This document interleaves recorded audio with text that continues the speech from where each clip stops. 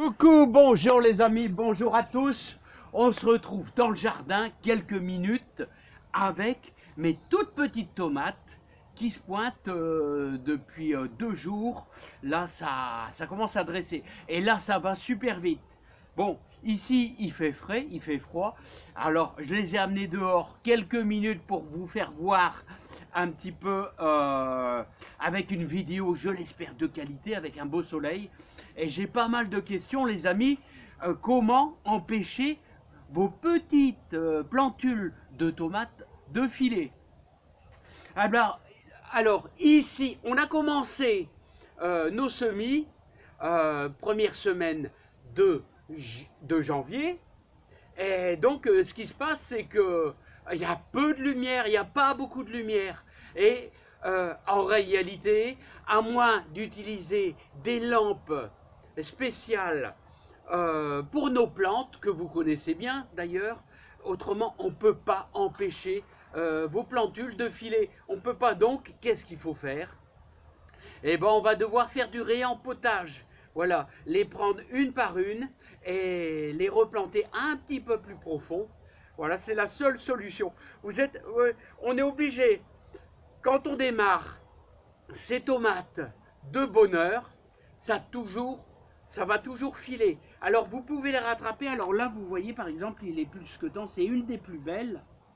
Une des plus belles Montfavet. Alors vous voyez, elle a quasiment presque 5 cm d'amplitude, là, 5 cm. Et bien là, il est plus que temps. On va chercher avec une petite cuillère, vous voyez, pour la remettre plus ou moins dans le même pot. On va la remettre, mais on va essayer de la mettre le plus profond possible. Voilà, hein. Voilà, on peut aussi changer de pot, hein. Alors il y a toujours un petit peu de casse. Alors, je vais essayer de vous faire voir ça. Hein, donc, ici, regardez. Alors, nous avons 2 variétés. Nous avons de la cœur de bœuf Rifred, ici, cœur de bœuf Rifred, qui se trouve juste là, ici. Et là, on a de la Montfavet. Alors, la Montfavet, c'est une bonne précoce, c'est une bonne tomate que faisaient mes grands-pères. C'est pour ça j'aime bien revenir sur cette variété-là. Cœur de bœuf Rifred, on peut récupérer les graines, c'est une variété pure. Alors je vais vous faire voir celles qui ont un tout petit peu plus d'avance, qui sont réempotées. Et comme je précise toujours, pour les débutants, pourquoi j'ai fait ça dans des pots de yaourt? Parce que ça va bien. Et n'oubliez pas qu'il faut bien les percer en faisant plusieurs gros trous, hein. Alors on peut utiliser aussi nos fameux pots à coquilles d'œufs. Là, je vais essayer de vous faire voir ça en gros, sans les casser. Regardez, ça fonctionne très bien. Regardez, on voit les petites plantules qui se pointent à droite, à gauche. Je vais les remettre délicatement. Et n'oubliez pas qu'on va procéder, les amis, à notre arrosage avec notre engrais léger. Alors, notre engrais léger à base de jus de banane. Alors, jus de banane, vous en mettez un petit peu. Alors, moi, filmer et en même temps faire ça, c'est pas top, hein. Alors, je vous rappelle que c'est un engrais léger, hein, qui ne va pas brûler. Alors, voilà les mamzelles qui se pointent, là. Voilà les mamzelles qui se pointent. Voilà, donc je vais arroser léger comme ça, comme ceci. Un petit peu là aussi. Voilà, parce que c'est pas pratique, les amis, hein. Voilà, pour arroser. Alors, je vais mettre en pause parce que je vais vous reprendre après. Alors, les amis, n'oubliez pas. J'ai mis 2 à 3 bananes, je ne sais plus, dans ma bouteille de 1,5 litre. Et au bout de 3 jours, je m'en sers. Mais je vais vous dire, au bout d'une semaine, ça aura tendance à fermenter. Donc, il faut absolument retirer les bananes. Vous conservez le jus, hein, et parce qu'après, ça fermente et ça devient un peu gluant. Donc, les bananes qui sont dedans, tout simplement, vous les mettez sur le compost. Et autrement, ce jus est extrêmement bon pour nourrir vos plantes, hein. Voilà, c'est un engrais léger, un peu comme le marc de café, hein. Voilà, donc je vais en remettre un petit peu là. Voilà, sans exagérer, parce que après, c'est plutôt négatif. Voilà. Il ne faut jamais exagérer au niveau des arrosages. Voilà, alors les amis, comment empêcher, comment récupérer le maximum? Le problème, ça file. À cause de quoi? Du manque de lumière. Il manque de la lumière, il n'y a rien à faire. Voilà, hein, il commence à faire clair quasiment vers 9 h du matin. Hein, c'est déjà super tard, tandis qu'en plein été, à 6 h, il fait clair. Voilà, jusqu'à 22 h le soir. Donc il faudrait combler entre 6 h et 9 h et entre, on va dire, 18 h et 22 h. Il faudrait combler ce manque de lumière. Hein. Alors, une possibilité. Je vais vous faire voir la possibilité. Elle est simple. Voilà. Je vais vous faire voir comment faire pour gagner un petit peu de lumière. Alors les amis, pour récupérer le maximum de lumière, alors vous pouvez faire ça. Voilà. Bon, si vous faites ça, bon, l'idéal c'est de mettre vos plantules dans une véranda. Mais une véranda, vous allez dire, il y aura quand même pas assez de lumière. Alors ce qu'on peut faire, c'est faire ceci, comme cela. Voilà, moi je fais ça. Chaque année je le fais. Vraiment bien sur le côté. Avec un feuillard d'aluminium. Et on va mettre un petit peu de scotch.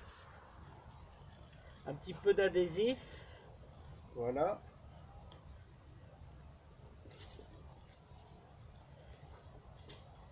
Voilà, on gagne pas grand chose, mais on gagne un petit peu quand même. Hein. Bon, c'est pas, on peut pas faire autrement, mais sachez qu'il va falloir quand même réempoter et toujours, et oui, et oui. Alors voilà ce que ça donne, tout simplement. Alors, vous allez bien sûr mettre ça, à l'opposé par rapport au soleil. Hein. Donc ça va apporter un rayonnement sur vos plantules. Il va bien sûr falloir vérifier vos arrosages. Hein. Alors voilà ce que ça va donner. Alors le soleil, il est de ce côté-là, donc je vais mettre ça de ce côté-ci. Voilà, tout simplement. Voilà, Mamselle, elle est intéressée. Alors, voilà ce que ça va faire les amis. Voilà, pour essayer de récupérer un petit peu de lumière. Alors ici, le soleil est vraiment derrière. Et là, vous avez tout le soleil qui va se rayonner à l'intérieur. Et il fait chaud à l'intérieur. Hein. Ça fait un peu mini-serre, il fait chaud. Vous avez de la chaleur. Hein. Voilà. Alors, ce qu'on peut faire aussi, c'est important. Ceux qui vont démarrer ça au mois de mars... Vers le 15 mars, les premiers semis de tomates vont bénéficier d'un petit peu plus de lumière. C'est un combat qui sera un petit peu plus facile. Voilà, parce que moi, je vais devoir faire plusieurs réempotages. C'est le prix à payer. Ça marche très bien, mais il y a de la main-d'œuvre. Mais bon, c'est pas grave. La main-d'œuvre, elle est gratuite ici. Donc, c'est pas grave. Hein. Je vais passer du temps. Mais on va réussir à avoir des pieds de tomates un petit peu en avance. Voilà, bon. Chacun fait comme il veut. Chacun fait ce qu'il veut. Et je respecte tout le monde, les amis. Tous ceux qui démarrent de bonne heure, moins de bonne heure. Chacun fait comme il veut. Et c'est bien normal. Alors, ce que je voulais vous dire, c'est que ça aura toujours tendance à filer. Est-ce qu'on pourrait faire par un temps clair comme ici, où on va avoir peut-être 5 degrés? Eh bien, c'est de les laisser dehors. Surveiller les arrosages parce que ça fait un peu serre. Donc, il va faire très vite chaud. Hein, et là, on va, pour qu'ils soient baignés dans la lumière. Mais attention, à partir de 4h30, la température commence à baisser. Il faut absolument les rentrer. Parce que la nuit, il gèle. La journée, on est à 5. Mais avec l'effet serre, là, on va conserver une température peut-être... Ça serait curieux d'ailleurs, je pense, une quinzaine de degrés, 15-17 degrés. Ça doit pouvoir, même peut-être un peu plus, les amis. Voilà, donc le filage, eh bien, il faut faire du réempotage. Filage égale réempotage. Voilà, les amis. Voilà, bah, j'ai tout expliqué au mieux. possible. Et je vous refais voir un petit peu les plantules. Regardez, les belles petites plantules de tomates. Montfavet et Riff Red. Je vous dis à bientôt. Je vous souhaite plein de bonheur, plein de joie. Hein. Portez-vous bien. Et puis, on se retrouvera bientôt dans le jardin pour travailler dans notre potager. Là-bas au bout, les amis. À bientôt.